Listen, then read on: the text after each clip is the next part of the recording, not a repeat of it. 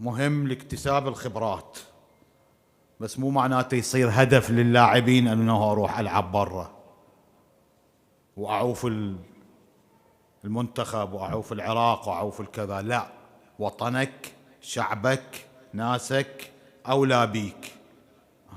صحيح يجوز احنا يعني اكو تقصير ازاءكم ماليا غير ماليا، بس مو معناته انه، مع ذلك انا ما اقول له تروح برا وتلعب تكتسب خبرات 100%، بس لا يصير هدفك ويكون الكل يروح. لا، ماكو شيء. بعد اللي صار حظه ونصيبه اهلا وسهلا، ماكو اللي يبقى هم بالوطن ويخدم الوطن هم على العين وعلى الراس.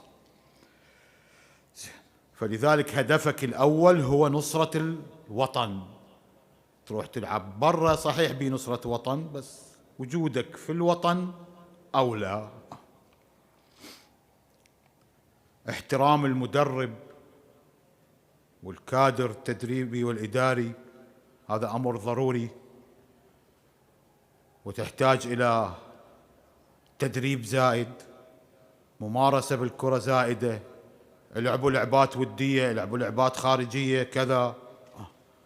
شي يقول لك المدرب، شي يقول لك الكادر، تطيع تلتزم مو فقط بالتدريب، حتى بحياتك الشخصية اكو هواي اشياء عليك ممنوعة وما يكون تسويها ما تسويها خلص. انت بالنسبة لمدربك والكادرك جندي، تطبق ما يقال لك.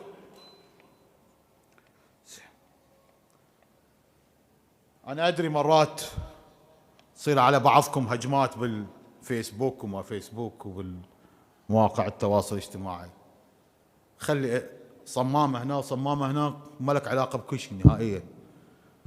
لو لك علاقة بكل شيء كان أنا من أول يوم قاعد وساكت. زين، فأنت هم لا تعتني. هسه إذا ما تريد أسوى بي أسوى بالأكبر مني، يعني إيش قد حكوا عليهم، ما لك علاقة.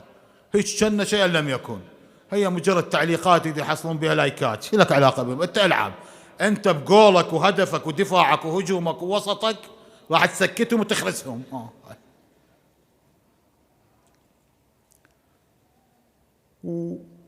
ومن المهم انه لا تدور شهرة، لا يصير شوية عندك تكبر.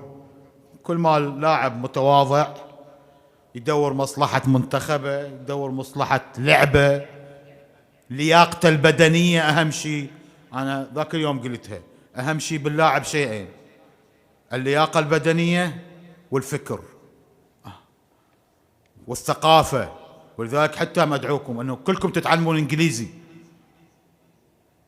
هذا يفيدكم للاطلاع على المعلومات الأخرى الخارجية اللي راح تنتفعون بها بلعبكم وبثقافتكم.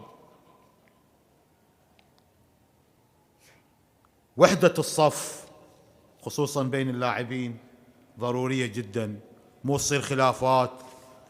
مثلا ها تعال هذا ما ناوله، زين هذا ما اعطي الطوبة اخاف شو اسمه يفشلنا، ماكو شيء. انتم بعد فريق واحد، اذا ماكو واحد يقوم لله بعد ما تنجحون، فصيروا صف واحد قوي حتى تنتصرون.